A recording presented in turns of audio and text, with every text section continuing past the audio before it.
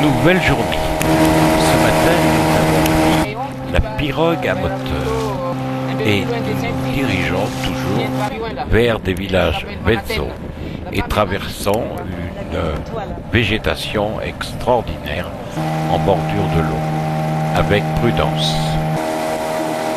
Prudence étant le nom de notre accompagnateur. Un petit arrêt chez les enfants Vezzo. Et nous continuerons plus avant. Et pouvons admirer les rochers et la végétation sortant de l'eau. Devant nous, l'hibiscus sauvage. En fait, cette plante, c'est pas une carnivore, je pense que c'est insectivore, qu'on ils attrapaient les insectes. Insectivore. Insectivore.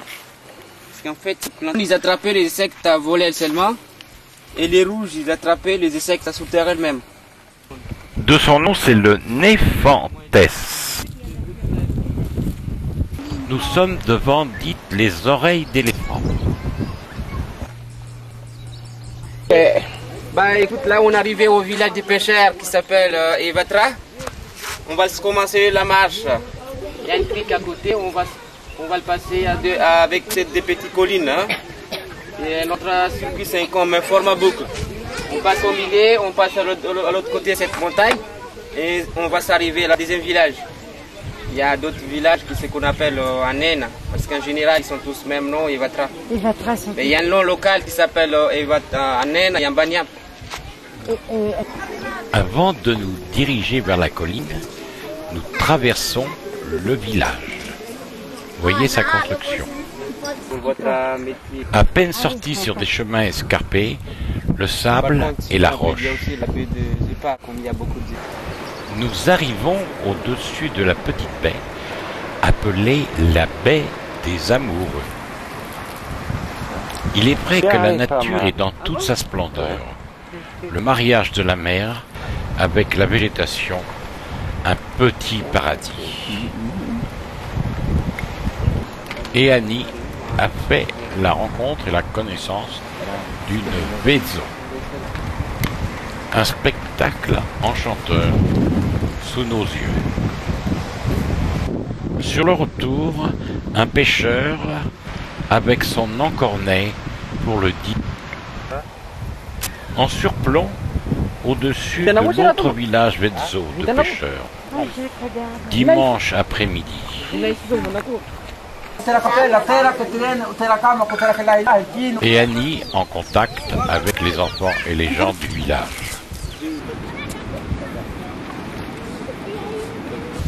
Et nous revenons vers le village d'arrivée du matin. Ils ont fait avec l'arbre de voyageurs du toit. Et ils ont fait avec... Le toit est fabriqué en feuilles d'arbre du voyageur. Sa durée de 4 à 5 ans. L'arbre du voyageur. Et nous croisons des pirogues équipées avec leur voile de fortune.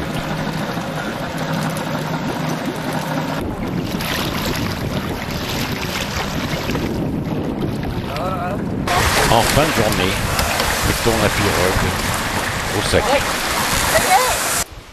Et ce lundi matin, nous allons vers l'est de Fort-Dauphin, au milieu des rizières, en direction de Rano-Mafana. Perdu en pleine nature dans ce village, l'école. C'est l'heure de la pause, fin de la récréation. Ce sont deux sœurs qui dirigent l'école, les sœurs Philomène.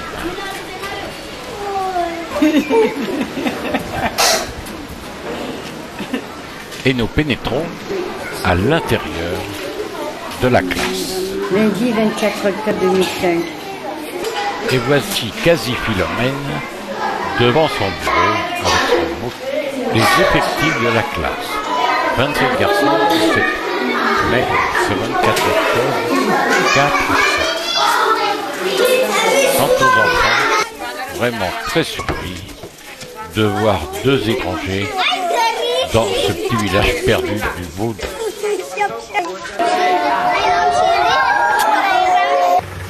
Un peu plus loin, nous passons sous un jacquier, arbre fruitier. De là, Nous c'est sommes bon. devant les stèles du souvenir. Surtout, ne nous en approchons pas trop, c'est fadis. Pourquoi ça se met sur En pleine nature, une petite église. Toujours curieux, nous pénétrons pour assister à une séance d'exorcisme. Manas, inquiet, viendra nous chercher pour que le mal ne retombe pas sur nous.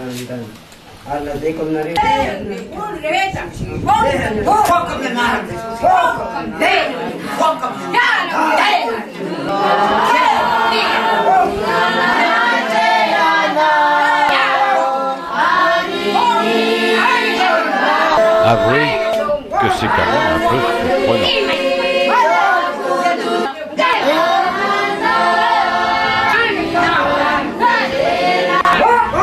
Mais sur une des hauteurs de Fort-Dauphin, Sainte-Louise, de culte catholique, le soleil comme le Saint-Esprit a pénétré à l'intérieur, et on y voit la Vierge et le Sacré-Cœur.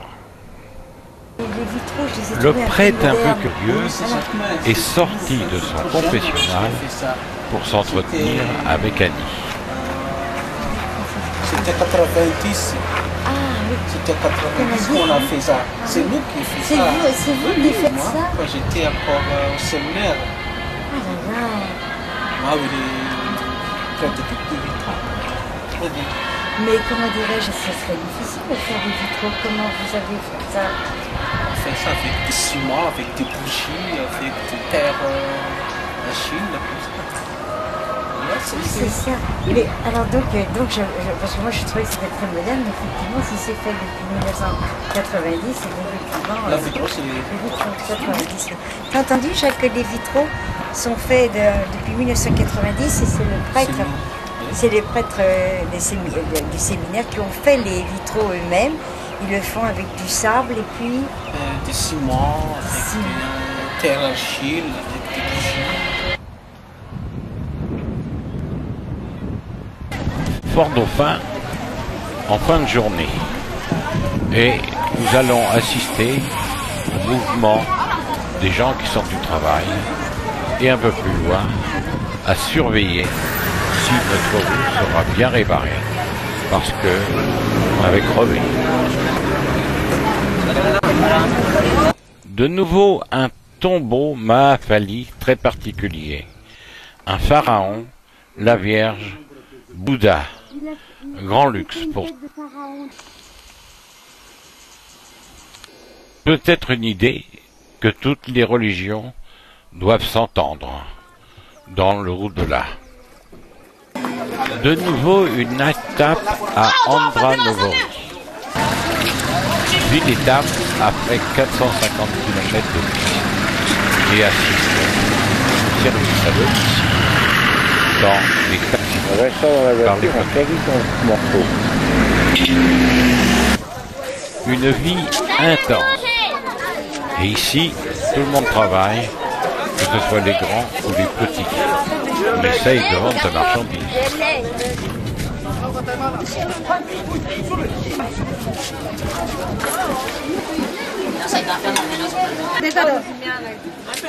Après nous être rafraîchis, nous reprenons la route vers Saqqara.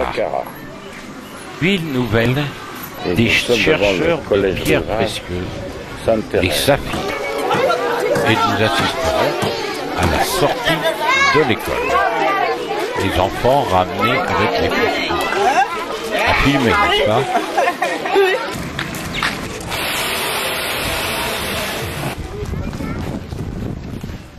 Dans cette ville, les lapidaires sont nombreux.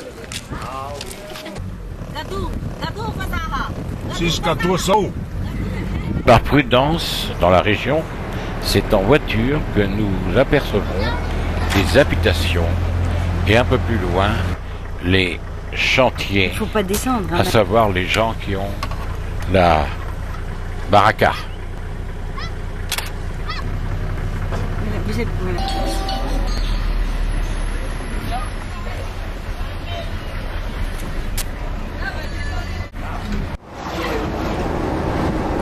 Parc de 80 500 hectares, nous rentrons dans le parc réservé de l'Isalo.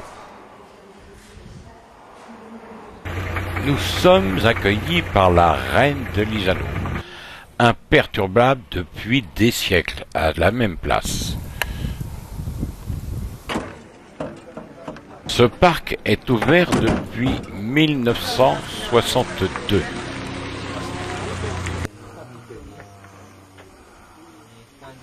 Annie en profite pour faire une photo pour situer exactement le respect et un peu l'histoire de ce site. Gardien de l'entrée, ce caméléon Oustaletti nous est présenté par Alphonse. On voit même en dessous des... Massif, monolithique, d'aspect ruiniforme, au pays des Baras. Un vrai décor lunaire, avec des pics de grès rouge au rose, des grottes, des masses de granit sculptés. Il y a une belle vue et il y a beaucoup de... Au pied de la falaise, on trouve un tombeau provisoire, un tombeau Bara.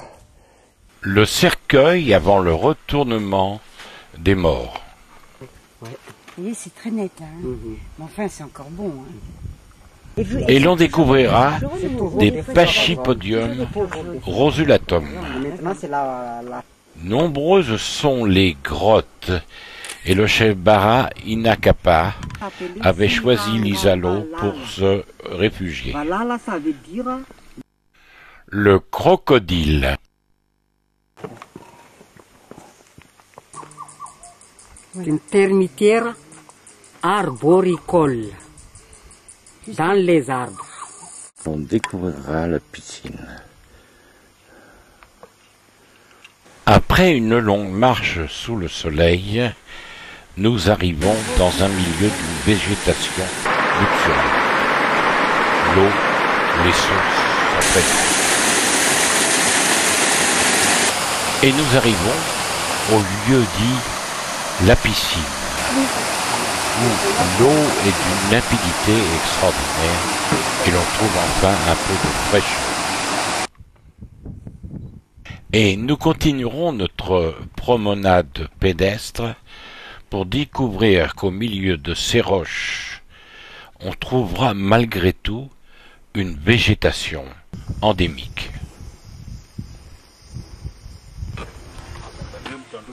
En fin de journée, nous profitons d'un spectacle, lumière solaire et son, le vent. Toujours sur l'Isalo, à nouveau un festival naturel, c'est la beauté de Madagascar. La fenêtre, endroit dont parlent tous les guides à ne pas manquer au coucher du soleil. Nous sommes du côté ouest et le soleil envoie ses derniers rayons afin que nous puissions admirer les contrastes des couleurs de la roche. Et nous voici du côté est. Alphonse et Annie semblent heureux comme tout de cette journée et d'avoir pris des splendides photos. Ranoira est le chef-lieu de l'Isalo, point de rencontre, mais sans télé. Ici, la vie semble mora mora, comme je vous l'ai déjà dit, c'est-à-dire doucement. Une petite visite rapide de l'église relativement nouvelle. 5 heures du matin, lever du soleil, nous partons à la rencontre du dernier roi Bara. Au fond, nous apercevons les canyons.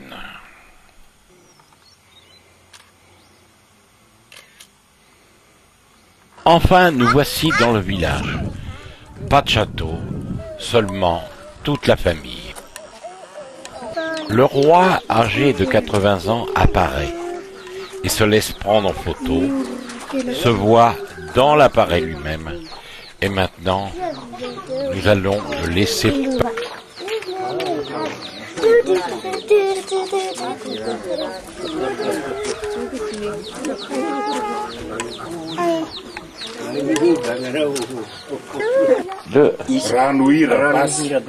Parce que ici c'est Ranouir, notre ville là-bas c'est Ranouir-Ville. Embouillement-chaud, ils savent. Parce que nous avons beaucoup deux embouillements-chauds. Vous parlez le français, vous l'avez appris à l'école ou... Oui, à l'école, mais un peu seulement, c'est pas beaucoup. Un peu que j'ai connu le français. Parce que vous parlez vraiment bien le français. Oui, mais à l'école. C'est pas comme les autres militaires en France, non. Missionnaire. Ah non, c'est pas missionnaire, mais Nérémie, le gars. Oui, il y a les militaires français qui sont arrivés. Ici, il y a des Français, les Norvégiens. Ils ont chassé les Norvégiens. Ils ont chassé le Norvégien. Voilà, le grand-père et la petite-fille. Attends, toujours surpris, Annie montre les photos à toute la famille et tout le monde s'empresse de les voir. Et devant nous, peut-être le successeur et dernier roi des Bara. Nous quittons le pays Bara sous le regard de la reine de l'Isalo. Et les gardiens de troupeaux, toujours Bara. Au revoir.